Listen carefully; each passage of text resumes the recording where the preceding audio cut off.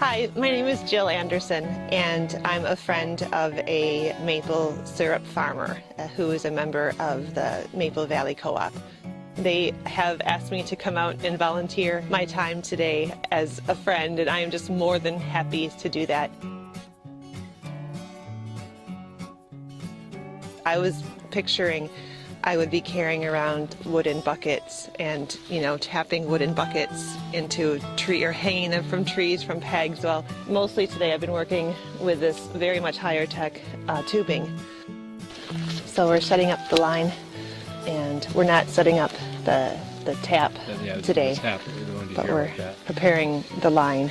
And then we walk the line down that way.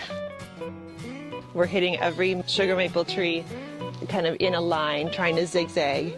So once the maple trees start releasing their sap, the sap will all run downhill in these lines to the larger lines, and then from there run into a tank. What's interesting is that these aren't all sugar maples. There are also some ash, there's some basswood, there's some cherry, and so I often have to ask, is this a maple? And I'm getting to know them better. This tool has been introduced to me just today.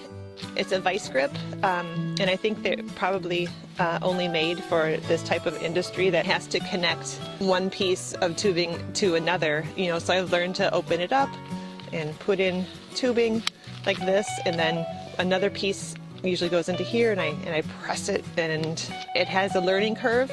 But I think after probably about the 15th tree, I feel like I got it down.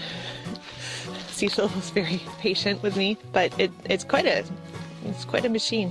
This is the first time I've ever done this, yes. But this has been really fun. It's been like a really good learning experience, and I would do it again.